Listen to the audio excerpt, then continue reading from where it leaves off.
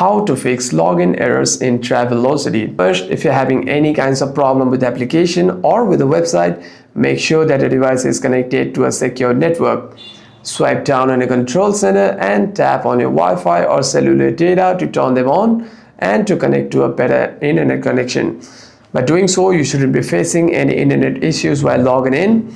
However, if there's any other kinds of problem while logging in, you can simply swipe up and navigate yourself to the Travelocity application. Tap and hold on to the application and click on App Info. Click on Storage and Cache and click on Clear Cache at the bottom of your screen, and also clear the storage by deleting your files.